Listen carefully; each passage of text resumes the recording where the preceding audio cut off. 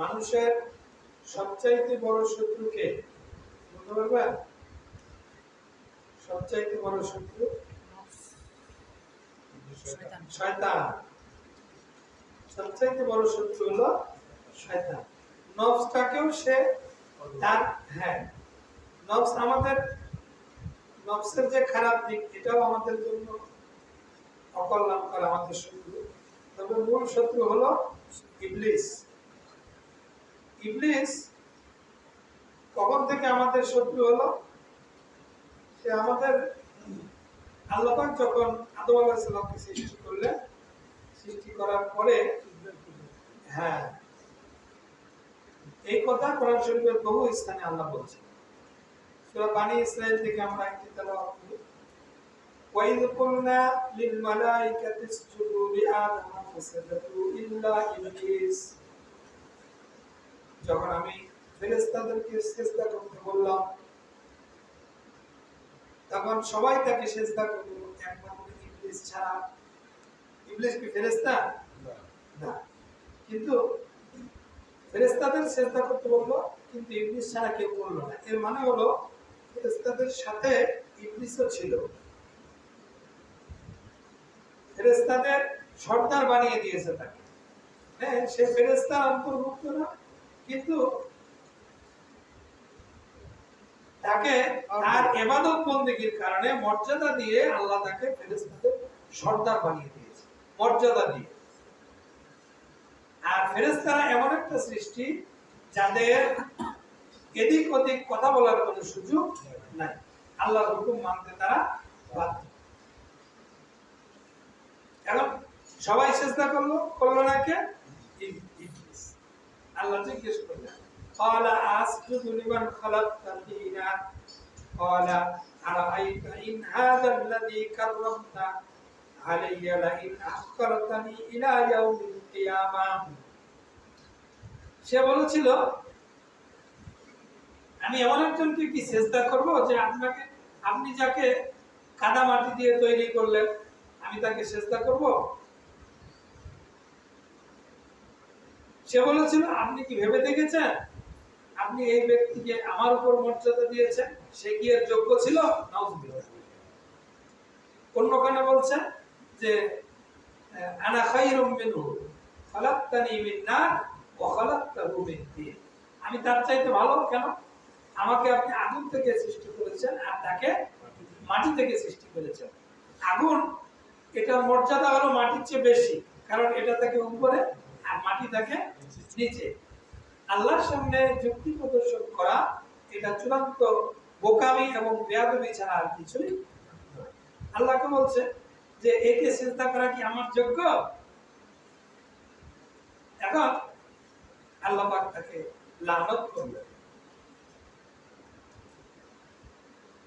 قال أرأيت هذا الذي كرمت علي لئن أخرتني إلى يوم القيامة لأحتنكن ذريته إلا قليل। এখন ইবলিস আল্লাহর কাছে আরজ করলো যে আমাকে আপনি কিয়ামত পর্যন্ত সুযোগ দেন যেন আমি এর বংশধরদেরকে বিপদগামী করতে পারি। এক এক জায়গায় আল্লাহ এক এক রকম কথা বলেছে। এটা বললেন পরে আল্লাহ যখন তাকে মরদুদ করে দিলেন যে তুমি আমার এখান থেকে চলে যাও, তুমি বিতাড়িত। আল্লাহ যখন তাকে ভাগিয়ে দিলেন তখন সে আল্লাহর কাছে আর্য করলো যে আমাকে কিয়ামত পর্যন্ত হায়াত দেন। তিনটা জিনিস সে চেয়ে নিল, কিয়ামত পর্যন্ত হায়াত দেন আর আমাকে সুযোগ দেন আমি যেন বনি আদমের শিরায় উপশিরায় গিয়ে তাদেরকে ওসওয়াসা প্রদান করতে পারি। আল্লাহ পাক তাকে তার সুযোগ দিলেন। কেন দিলেন? ওই যে দীর্ঘদিন আল্লাহর ইবাদত করেছে, সে বলছে আমি যে এতদিন ইবাদত করেছি আমার কি কিছু নাই? আল্লাহ বলেন কি চাও তুমি? তার চাওয়া আল্লাহ পূরণ করে দেন। আল্লাহ বলেন ঠিক আছে। এখন সে বলতেছে আমি তাকে এবং তার বংশধরদেরকে কি করব? ফামান তাবিআকা মিনহুম ফাইন্না জাহান্নামা জাযাউকুম জাযাআন মাওফুরা। সে বলছে যে আমি কিয়ামত পর্যন্ত আমাকে সুযোগ দেন, তাহলে আমি তাকে এবং তার বংশধরদেরকে পথভ্রষ্ট করব। আপনি এদেরকে আপনার অনুসারী আপনার বান্দা হিসেবে পাবেন না। আল্লাহ বলছে ঠিক আছে যাও, যারা তোমার অনুসরণ করবে তাদেরকে দিয়ে আমি জান্নাতকে পূরণ করব, আর যারা আমার কাছে ক্ষমা চাবে আমি তাদেরকে ক্ষমা করব। ইবলিস আল্লাহর কাছ থেকে এই বিষয়গুলি বলল। সে বলল যে আমি এই বনি আদমের কিভাবে ওয়াসওয়াসা দিব, ফাবিমা আগওয়াইতানি লাআকুদান্না লাহুম সিরাতাকাল মুস্তাকিম। যত রাস্তা আছে বনি আদমের সমস্ত রাস্তায় আমি খুব পেতে বসে থাকব। সুম্মা লাআতিয়ান্নাহুম মিন বাইনি আইদিহিম ওয়া মিন খালফিহিম ওয়া আন আইমানিহিম ওয়া আন শামাইলিহিম ওয়া লা তাজিদু আকসারাহুম শাকিরিন। আমি এদের ডানে বামে সামনে পিছনে সব দিক থেকে এদেরকে আমি ওয়াসওয়াসা দেব। আপনি এই বান্দাদেরকে আপনার শুকরগুজারি হিসেবে পাবেন না। এই শয়তান আল্লাহ পাকের কাছ থেকে অভিশাপ নিয়ে পৃথিবীতে আসলো। এখন শয়তানের কাজ কি? আল্লাহ পাক শয়তানকে পৃথিবীতে পাঠাইলেন, এখন তার বহু ষড়যন্ত্র।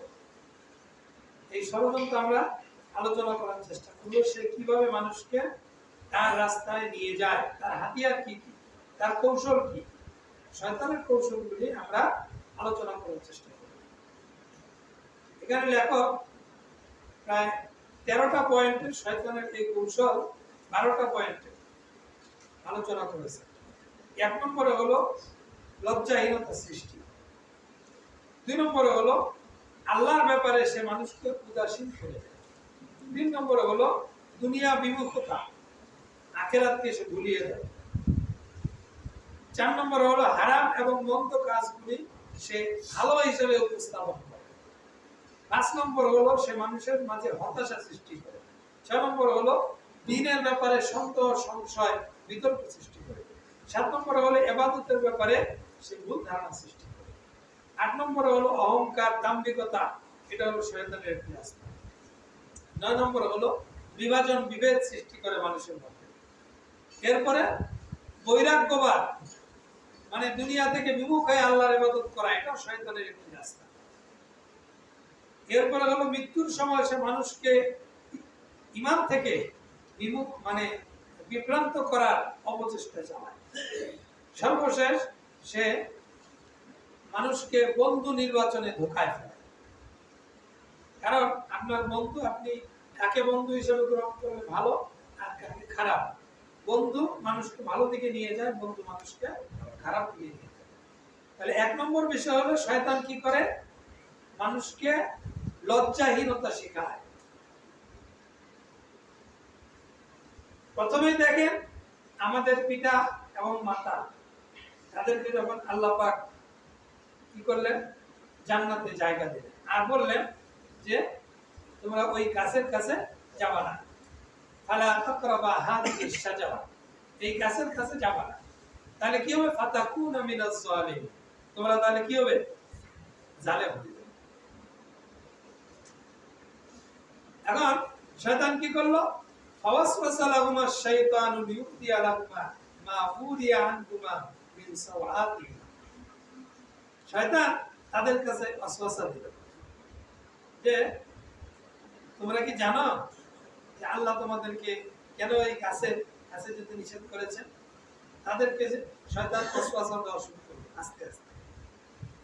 ক্বালা মা নাহাকুমা রাব্বুকুমা আন হাযিহিশ শাজারাতা ইল্লা আন তাকুনা মালাকাইনি আও তাকুনা মিনাল খালিদিন, যদি এই গাছের কাছে যাও তাহলে তোমরা চিরস্থায়ীভাবে জান্নাতের অধিবাসী হয়ে যাবে। এই গাছের ফল খাইলে চিরস্থায়ীভাবে জান্নাতের অধিবাসী হয়ে যাবে। সে বলছে ফাকাসামাহুমা, আমি তোমাদের কসম করছি, ইন্নী লাকুমা লামিনান নাসিহিন, আমি তোমাদের জন্য উত্তম নসিহতকারী। তোমরা কি জানো কেন তোমাদের রব নিষেধ করেছে? এখন তারা কৌতূহলী ভাবে জিজ্ঞেস করলো কেন নিষেধ করেছে। বলছে যে তোমরা যদি এই গাছের ফল খাও তাহলে স্থায়ীভাবে জান্নাতের অধিবাসী হয়ে যাবে। তোমাদের রব তোমাদেরকে এখানে রাখবে না, পৃথিবীতে পাঠিয়ে দিবে। এই জন্য তোমরা যদি এই গাছের ফল খাও তাহলে চিরদিন জান্নাতে থাকবে, আর কোনোদিন এখান থেকে বের হওয়া লাগবে না। আর আমি তোমাদের জন্য উত্তম নসিহত খাই। কে বললো এই কথা? তারা যখন খেয়ে ফেললো, আদাল্লাহুমা বিগুরুর ফালাম্মা যাকা আশ-শাজারাতা ফাতাকুলুমা সাওআতিহিমা ওয়া তাফিকা ইয়াকসিবানি আলাইহিমা মিন ফারাকিল জান্নাহ। তারা যখন খেয়ে ফেললো, তাদের পোশাক কি হলো?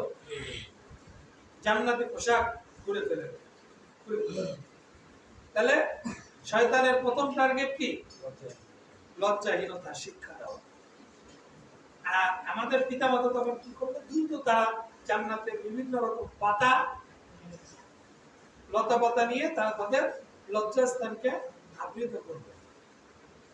কারণ তারা হঠাৎ করে লজ্জা, আরে কাপড় খুলে যাওয়া, এটা কি? লজ্জার পরিচয়। তারা উভয়ের সঙ্গে দ্রুত কাপড় পরিধান করবে। এখন দেখেন, তারা কিন্তু স্বামী স্ত্রী ছিল, তারপরও তাদের পর্দা ছিল।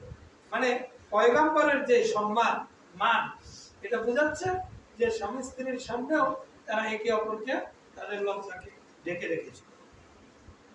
আর শয়তান আমাদেরকে লজ্জাহীনতা শেখায়, সে আস্তে আস্তে কাপড় খুলে শেখায়। আর কাপড় ইসলাম শিখায় যে আপনি আপনার পোশাক করবেন। এখন আল্লাহ পাক ডাক দিলেন যে আমি না তোমাদেরকে বলেছিলাম, ওয়ানাদা হুমা রাব্বুকুমা আলাম আনহাকুমা আন তিলকুমা শাজারা ওয়া কুল্লাকুমা ইন্নাশ শাইতানা লাকুমা আদুউউম মুবিন। আল্লাহ পাক তাদেরকে ডাক দিলেন যে আমি কি তোমাদেরকে নিষেধ করি নাই এই গাছটির কাছে যেতে? আর এই কথা কি বলি নাই যে শয়তান তোমাদের প্রকাশ্য শত্রু? কেন শয়তানের কথা শুনবে? তার মানে আল্লাহ পাক আগেই বলে দিয়েছেন যে শয়তান তোমাদের শত্রু, শয়তানের কথা শুনবে না। তারা কি হলো? শয়তানের কাছে পরাজয় বরণ করল। এটা তাদের একটা ভুল ছিল। তাহলে এই ভুলের জন্য তারা আল্লাহর কাছে ক্ষমা চায়। তখন তারা বলল, রব্বানা যালামনা আনফুসানা ওয়া ইন লাম তাগফির লানা ওয়া তারহামনা। আপনারা কেউ এই দোয়া জানেন না? জানেন? এটা বলেন না কেন? রব্বানা যালামনা আনফুসানা ওয়া ইন লাম তাগফির লানা ওয়া তারহামনা লানাকুনান্না মিনাল খাসিরিন। তাহলে এটা কার দোয়া? আদম আলাইহিস সালাম শিক্ষা দিলেন, আল্লাহই শিখাই দিলেন আদম আলাইহিস সালামকে, তুমি এই দোয়া বলো, এই দোয়া দিয়ে আল্লাহর কাছে ক্ষমা প্রার্থনা করো। শিক্ষাটা আল্লাহরই।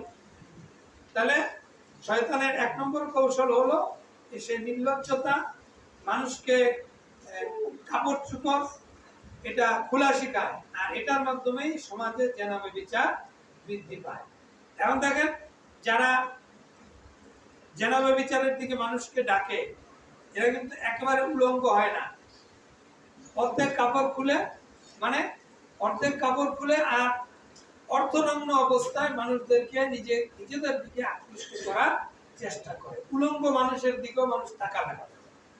কিন্তু যখন তারা আস্তে আস্তে করে কাপড় খুলে, তখন মানুষের এখানে আকর্ষণ হয়, মানুষ এখানে তাকায়। আর এই রাস্তাটা কার? শয়তান। শয়তান এই রাস্তাতে গিয়ে দিয়েছে। আল্লাহ পাক বলছেন, আমি তোমাদের জন্য পোশাক তৈরি করেছি। ইয়া বানি আদম قد أنزلنا عليكم لباسا يواري سوآتكم وريشا ولباس التقوى ذلك خير ذلك من آيات الله لعلهم يذكرون। আমি তোমাদের জন্য পোশাক নাজিল করেছি। এই পোশাকটা কেন? যে যেন তোমরা তোমাদের লজ্জাস্থান ঢাকতে পারো এবং তোমাদের সৌন্দর্য বৃদ্ধি হয়। আর তোমাদের জন্য রয়েছে তাকওয়ার পোশাক। এটাই হলো সর্বোত্তম পোশাক। তাকওয়ার পোশাক কোনটা? যেই পোশাক অনিসলামী পোশাকের বিপরীত, সেটাই হলো তাকওয়ার পোশাক। যেই পোশাক বিধর্মীদের সাথে সাদৃশ্য নয়, সেটাই হলো তাকওয়ার পোশাক। তাকওয়ার পোশাকের জন্য আপনার কয়েকটা কোয়ালিটি আছে। এক নম্বরের কোয়ালিটি হলো এটা বিপরীত লিঙ্গের মতো হবে না। বিপরীত লিঙ্গ থেকে এটা বিপরীত হবে। পুরুষের পোশাক স্ত্রী পরবে না, স্ত্রী পোশাক পুরুষ পরবে না। এরপরে হলো অবশ্যই এই পোশাক দ্বারা সতর্ক থাকতে হবে। এটা হলো তাকওয়ার পোশাকের শর্ত। পোশাক আঁটো টাইট ফিট হবে না, পুরুষও এমন পোশাক পরবে না, মহিলাও এমন পোশাক পরবে না। ছেলেরা এমন জিন্স প্যান্ট পরে যে একেবারে শরীরের সাথে লেগে থাকে, বসে পেশাব করার কোনো সুযোগ নাই, এরকম পোশাক পরা যাবে না, হারাম এই পোশাক। এরপরে হলো এমন পোশাক যে পাতলা, শরীরের আবরণ দেখা যায়, এই পোশাক পরতে পারবে না। এরপরে হলো পুরুষ রেশমি পোশাক পরতে পারবে না, এটা শুধু নারীরা পরবে, তবে নারীরা অবশ্যই পর্দা রক্ষা করে পোশাক পরবে। পুরুষের জন্য টাকনুর নিচে পোশাক পরা যাবে না। টাকনুর নিচে যে পোশাক, রাসূলুল্লাহ বলছেন যে সেটা হলো জাহান্নামের জায়গা। সেই জায়গাটা কোথায় যাবে? জাহান্নামে। আর হলো বিধর্মীদের সাথে সাদৃশ্যপূর্ণ পোশাক হবে না। এই হলো পোশাকের কোয়ালিটি, এটাই হলো তাকওয়ার পোশাক। এই কোয়ালিটি মেনটেন করে পড়তে পারলে এটাই কি তাকওয়ার পোশাক। আপনি প্যান্ট শার্ট পরেন, এতে কোনো সমস্যা নাই, কিন্তু ঢোলা ঢালা হবে, এটা মার্জিত হতে হবে, অমার্জিত যেন না। লজ্জাশীলতা, এটা হলো পোশাকের একটি মাধ্যম। পোশাক মানুষকে লজ্জাশীলতা শেখায়। আর যেই পোশাক পরে লজ্জাশীলতা থাকে না, যেই পোশাক পরে লজ্জা হারিয়ে যায়, সেটা পোশাকই নয়, পোশাক নামের কলঙ্ক। এই আঁটো পোশাক দিয়ে শয়তান মানুষকে তাদের অভিভাবক বানায়। শয়তান তখন তাকে যেমনে ইচ্ছা সেমনে সাজায়। আস্তে আস্তে সে তখন ওড়না ছেড়ে দেয়, এরপরে পোশাক আঁটো করে, পোশাক টাইট করে, শরীরের বিভিন্ন জায়গায় কেটে দেয়, পাতলা পোশাক পরে। মানে এখন শয়তান তার অভিভাবক। প্রথমে তার মাথার থেকে ওড়না নামিয়েছে, তারপর বুকের মধ্যে ওড়না দিয়েছে, এরপরে বুক থেকেও নামায় ফেলছে, এরপরে টাইট ফিট পোশাক পরাইছে, এরপরে পোশাকে বিভিন্ন জায়গায় ছিদ্র করে দিছে, পাতলা পোশাক পরাইছে। এইভাবে করে শয়তান কি করে? এই ব্যক্তির অভিভাবক সাজে। এখন শয়তান যা বলে সে তাই করে, শয়তানের গোলাম সেজেছে। এই হলো আমাদের অবস্থা সমাজের। এটা হলো শয়তানের 1 নম্বর কাজ। শয়তান কি করে? মানুষকে পোশাক দিয়ে টার্গেট করে। এবং নারীরা হলো শয়তানের জাল। এই নারী দিয়ে শয়তান সমাজ নষ্ট করে, পুরুষদের নষ্ট করে এবং সমাজকে নষ্ট করে। আল্লাহ পাক আমাদেরকে শয়তানের 1 নম্বরের জাল থেকে বেরিয়ে আসা তৌফিক দান।